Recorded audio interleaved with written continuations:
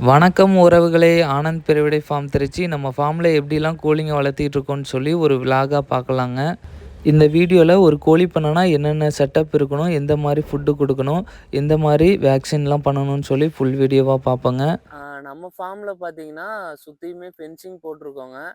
Fencing பார்த்தீங்கன்னா, height 6 அடி height போட்டிருக்கோம். கல்லுக்கால் பார்த்தீங்கன்னா, 8 அடி கல்லுக்காலுங்க. ஆ கீழ மண்ணுக்குள்ள 2 அடி போயிடுச்சுங்கன்னா, மிச்சம் மேல 6 அடி இருக்குதுங்கண்ணா. அதுக்கு தகுந்த கம்பி வேலி 6 அடி கம்பி வேலி போட்டிருக்கோம். அதுக்கப்புறம் பார்த்தீங்கன்னா, கீழ பேனல் ஷீட்டுன்னு சொல்லி 3 அடி ஹைட்டுக்கு போட்டிருக்கோங்கண்ணா. ஏன்னா, பாம்பு இந்த மாரி அ பல்லி எதுவுமே உள்ள வராத மாரி பார்த்துக்கிறதுக்காக ஆ பேனல் ஷீட்டுமே போட்டுருக்குறோம். இன்னொரு பெரிய பிரச்சனை என்னன்னா, கோழி வளர்த்துறவங்க எல்லாத்துக்குமே இந்த நாய் தொல்லை ரொம்பவுமே அதிகமா இருக்குங்க. ஆ அத கட்டுப்படுத்தணும் அப்டின்னாலே, உள்ள கோழிங்க இருக்கிறது வெளிய நாய்ங்களுக்கு தெரியக்கூடாதுங்க. அதுக்கு பார்த்தீங்கன்னா, இந்த பேனல் ஷீட்டும், அப்புறம் இந்த கிரீன் ஷீட் இருக்குல்ல, அந்த பச்சை கலர் வலை இருக்குல்ல, அதுவுமே நம்ம கட்டிட்டோம்னா, ஓரளவு கொஞ்சம் சேஃபா இருக்குங்க. ஏன்னா நாய்ங்களுக்கு வெளிய இருந்து பார்த்தாக்கா, உள்ள கோழிங்க இருக்கிறது தெரியாது. ஆ இது போல பண்ணிட்டோம்னா, கொஞ்சம் ப்ராப்ளம் சால்வ் ஆகும் நாய் தொல்லைங்க. அடுத்ததா நம்ம பண்ணையில எந்த மாரி ஃபுட்டு குடுக்குறோம்னு சொல்லி பார்க்கலாங்க. நம்ம பார்த்தீங்கன்னா, சிக்ஸ்லேருந்து பெரிய சேவல் வடைகளுக்கு வரைக்குமே பார்த்தீங்கன்னா, எஸ்கேம் தீவனம் குடுக்குறோங்க. அது மட்டும் இல்லாம கம்பு, மக்காச்சோளம் இது எல்லாமே நம்ம கலந்து குடுத்துக்கிட்டு இருக்கோங்க. பசுந்தீவனம் எந்த அளவுக்கு நம்ம குடுக்குறோமோ, அந்த அளவுக்கு நம்ம தீவன செலவுமே கம்மிப்படுத்தலாம். இப்ப பார்த்தீங்கன்னா, மெடிசின பத்தி பார்க்கலாங்க. மெடிசினுன்னு பார்த்தீங்கன்னா, நம்ம சிக்ஸ்ல இருந்தே நம்ம குடுக்க ஆரம்பிச்சுர்றோங்க.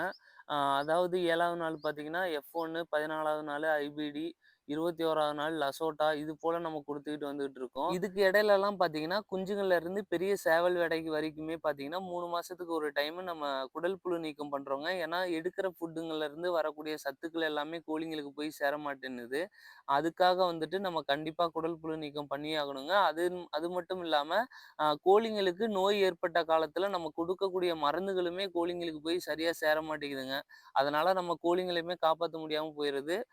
அதனால கண்டிப்பா நம்ம குடல் புழு நீக்கமும் கண்டிப்பா கோழிங்களுக்கு பண்ணியே ஆகணும். கோழி வளர்த்துறவங்க எல்லாருமே முக்கியமா பண்ணக்கூடியது 3 மாசத்துக்கு ஒரு டைம் இந்த வெள்ளை கழிச்சலுக்கான தடுப்பு மருந்து பார்த்தீங்கன்னா, ஆர்டிவிக்குன்னு சொல்லி அதையுமே கண்டிப்பா பண்ணியே ஆகணுங்க. கோழி வளர்த்துறவங்க நெறைய பேர் பண்ணக்கூடிய தப்பு என்னன்னு பார்த்தீங்கன்னா, 3 மாசத்துக்கு ஒரு டைம் இந்த ஆர்டிவிக்குன்ற இன்ஜெக்ஷன் வந்துட்டு சில பேர் போடாமயே விட்டுர்றாங்க. இதனாலேயே பார்த்தீங்கன்னா, இந்த வெள்ளை கிழிச்சல் வந்து பண்ணையவே மொத்தமா அழிச்சிருதுங்க. அதாவது வீட்ல ஒரு 10 கோழியும் வளர்த்திட்டு இருந்தாலுமே, அதில பார்த்தீங்கன்னா ஒரு 8 கிட்ட எல்லாமே இறந்துருங்க.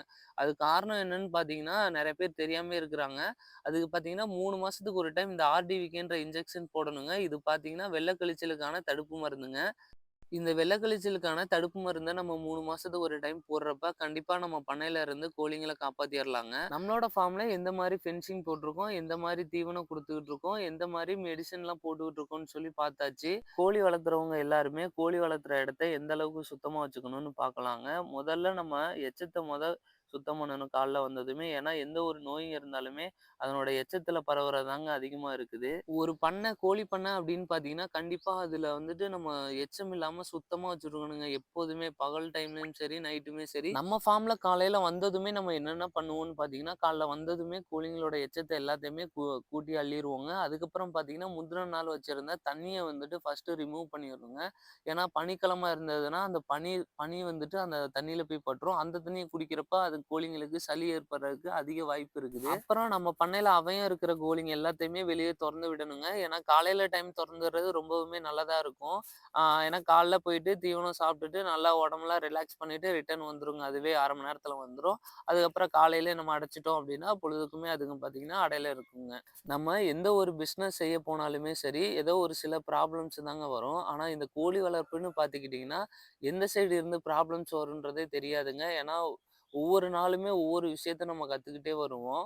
ஒரு பக்கம் நம்ம ஆசைக்கு இந்த கோழிங்கள வளர்த்திட்டு இருந்தாலுமே, இன்னொரு பக்கத்து இத வளர்த்துறதுக்கான செலவுகளுக்காச்சும் ப்ராஃபிட் வேணுங்க. ஆனா, அது யாருமே பார்க்காம தாங்க இந்த கோழி வளர்ப்பையே விட்டுட்டு போயிர்றோம். முடிஞ்ச அளவுக்கு நம்ம கோழி வளர்ப்ப பொறுத்தவரைக்கும், நம்ம ஃபென்சிங் போடுறதோ, இல்ல ஷெட் போடுறதோ, இதுல முடிஞ்ச அளவுக்கு அதிக செலவு படுத்தாம, நம்ம வளர்க்கக்கூடிய கோழிகள்ல அதிக செலவு படுத்தி நல்ல லைனேஜ் கோழிகள், இது போல நீங்க வாங்கி வளர்த்துனீங்க அப்படின்னா, நம்ம மார்க்கெட்டிங் பண்றதுக்கு ரொம்ப ரொம்ப உதவியா இருக்கும். நீங்க வளர்த்தக்கூடிய கோழிகள் பார்த்தீங்கன்னா, சிறுவடையா இருக்கலாம், இல்ல பெருவடையா இருக்கலாம். ஆனா, நம்ம வளர்த்தக்கூடிய மேலாண்மை பார்த்தீங்கன்னா, எல்லாமே ஒரே வகை தாங்க.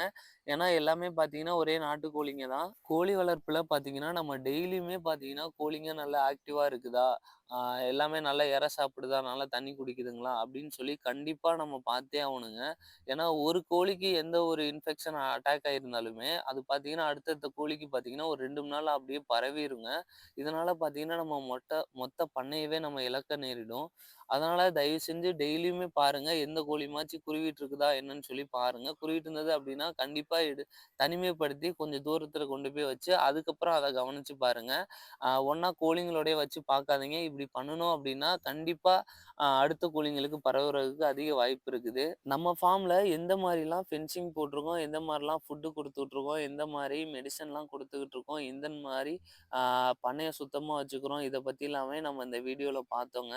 ஆ கண்டிப்பா அடுத்தடுத்த வீடியோல இத பத்தி தெளிவா நம்ம வீடியோ போடுவோங்க. நம்ம பண்ண அமைஞ்சிருக்க இடம்னு பார்த்தீங்கன்னா, திருச்சியில தோமலை மெயின் ரோட்ல ஆர்டிமலைன்ற கிராமத்துல இருக்குதுங்க. கண்டிப்பா இந்த வீடியோ உங்களுக்கு பிடிச்சிருந்தது அப்படின்னா கமெண்ட்ல சொல்லுங்க. அடுத்து எத பத்தி வீடியோ போடலான்றதையும் கமெண்ட்ல சொல்லுங்க. இந்த வீடியோவ உங்க ஃப்ரெண்ட்ஸ் 4 பேத்துக்கு ஷேர் பண்ணி கொஞ்சம் சப்போர்ட் பண்ணி குடுங்க. ரொம்ப ரொம்ப நன்றிங்கண்ணா.